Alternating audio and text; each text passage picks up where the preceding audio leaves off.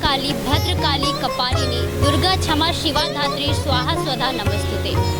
दंगल today में आपका बहुत बहुत स्वागत है। मैं हूं आपके साथ अंकिता मिश्रा। सबसे पहले तो आप सभी को नवरात्रि की बेहद शुभकामनाएं। आज हम आ गए हैं नवरात्रि के दिनों में भोपाल के विक्टर मार्केट के पंडाल में, जहां पर माता जी स्थापित की गई है। और आज हमारे साथ यहाँ के पुजारी जी भी मौजूद हैं। तो आइए नवरात्रि के महत्व के बारे में यहाँ के पुजारी जी से जानते हैं। तो पुजारी जी, हम जानना चाहेंगे, नवरात्रि क्यों मनाई जाती है, इसका क्या? नवरात्रि इसलिए मनाई जाती है, एक हिंदू धर्म का एक पावन त्यौहार माना जाता है। जैसे कहते हैं सनातन में एक सबसे बड़ा पर्व है, इसलिए हिंदू त्यौहार मनाया जाता है। हिंदू धर्म की आस्था है, इसी माँ देवी को एक कन्या स्वरूप माना जाता है और नवरात्रि का त्यौहार मनाया जाता है। जी, इसको मनाने की विधि क्या होनी चाहिए? 9 दिन, क्योंकि लगातार लोग कुछ जौ रखते अपने घर में रखते हैं, तो कुछ माता जी स्थापित करते, तो इसकी क्या विधि होनी चाहिए? ये तो एक धर्म आस्था से जुड़ा हुआ त्यौहार माना जाता है। माता का कहा जाता है कि एक देवी स्वरूप है जो हर दुख मुसीबत संकट वक्त बेवक्त माता की कृपा रहती है, आदमी सुख शांति व्यतीत करता है। अपने धार्मिक उसमें तो नवरात्रि के 9 दिन एक ऐसा त्यौहार होता है, बिल्कुल लोग खुशी, बहुत सारे लोग पूजा व्रत भी रखते हैं। तो व्रत क्यों मतलब रखना जरूरी है कि या फिर आप अपने स्वेच्छानुसार जिसको रखते हैं? नहीं, व्रत तो क्या है, एक हिंदू धर्म के अंदर एक सनातन धर्म एक प्रथा चली आती है, उसी प्रथा के रूप में आदमी व्रत भी रखता है। व्रत रखने के कई तरीके, कुछ श्रद्धालु नंगे पैर रहते हैं, कुछ श्रद्धालु निर्कंठ रहते हैं, कुछ श्रद्धालु एक समय का रहते हैं, फिर भोजन कर लेते हैं, फिर व्रत शुरू करते हैं। ये तो आदमी की आस्था के ऊपर रहता है सब कुछ। अच्छा, बहुत सारे लोग व्रत करते हैं, तो कुछ लोग हैं तो वो तो मतलब दोनों टाइम खाना खा लेंगे, कुछ 3 बार भी खा लेते हैं, और कुछ होते हैं कि नहीं खाना, रात में ही खाएंगे, पूरे दिन से नमक नहीं खाना है। तो मतलब कैसा भोजन रखना चाहिए? ये तो आस्था के ऊपर है, इसमें आप कुछ भी नहीं कह सकते हैं। ये तो श्रद्धा है, कौन व्यक्ति किस रूप से माता के लिए अपना समय समर्पित करता है, अपना वक्त भक्ति किस तरीके से करता है, ये श्रद्धालु पे डिपेंड करता है। मतलब कि इसमें कोई ऐसे नियम नहीं होते हैं कि आप अभी खाना खाओ, वैसे श्रद्धालु जैसा चाहे वैसा। वैसे भी माता जी हमेशा सब पे खुशी रहती है, तो उनकी कृपा तो बनी ही रहेगी। माता रानी के सब बच्चे हैं भक्त, तो माता की कृपा तो जो रखेगा व्रत उस पर भी है, जो नहीं रखेगा उस पर भी है।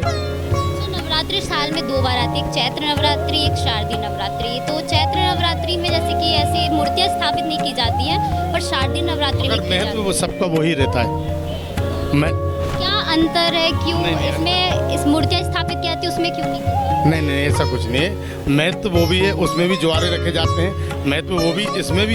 ये तो एक हिंदू धर्म की प्रथा है। नवरात्रि की तो अपनी अपनी श्रद्धा में बात है। नवरात्रि का महत्व उस माता के लिए है जो हमारे भाव हैं, वो अंदर के सारे भाव बाहर आते हैं। अभी व्रत में एक ऐसी बात है जो माता राज राजेश्वरी के लिए, जो हमारी माताओं के लिए, जैसे हमारी माता ही है, अपनी माता को ले लीजिए, उनके लिए भाव क्या आता है कि उनका हमको हाथ बढ़ाएं, उनका काम करें, उनके लिए कुछ दिन दें, आता है ना, कुछ समय दें उनके माता के लिए।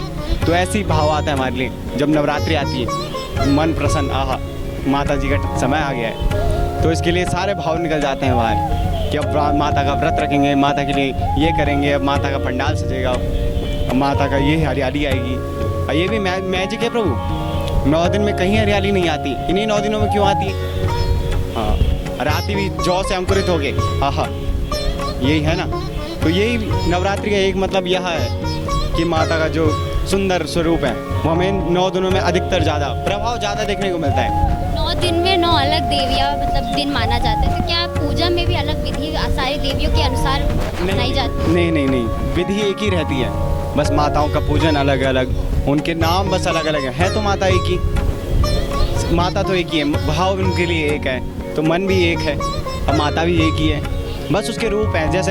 जैसे अपना ही नाम ले लो, आपको घर पे कुछ और बुलाते हैं, आपको बचपन में कुछ और बुलाते हैं, आपके दोस्त लोग आपको कुछ और बुलाते हैं, तो ऐसी है। तो जिसके मन में जो नाम आता है माता के लिए, वही माता का प्रसिद्ध नाम बन जाता है। देखा जाए तो माता के सिर्फ रूप, एक माता के लिए जो श्रद्धा है वो ये नहीं कि ये दुर्गा माता, ये काली माता है, सारी माता एक ही है, उन्हीं में समाहित सारी माताओं का ही वो रूप है। बस भाव की बात है मैम। अगर आपका भाव शुद्ध है तो आपके लिए सब देवियाँ एक हैं, और अगर भाव शुद्ध नहीं है तो क्या कर सकते हैं फिर? जी, हम देहरादून उत्तराखंड से आए हैं। उत्तराखंड से यहाँ पूजा करवाने आए हुए हैं। हाँ जी, उत्तराखंड से आए हैं माता की। देखो ना माता का जादू, देखो इतनी दूर से हमें बुलाया अपनी पूजा करवाने। तो इससे अच्छी किस्मत किसकी हो सकती है, जो 9 दिन की पूजा कराने माता ने हमें चुना है अपनी।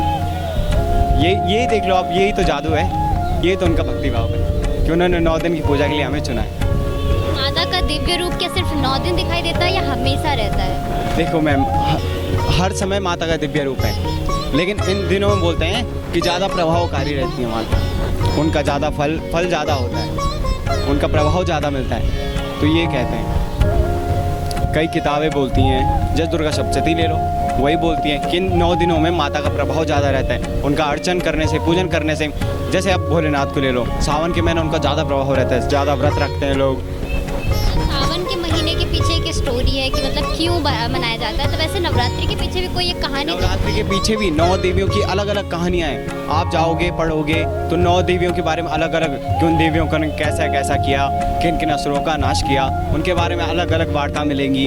अलग अलग जैसे दुर्गा सप्तशती में अलग अलग श्लोक मिलेंगे उनके बारे में। काली के लिए अलग मिलेगा कि जैसे कहते हैं कि जयंती मंगला काली भद्रकाली कपालिनी दुर्गा क्षमा शिवा धात्री स्वाहा स्वधा नमोस्तुते।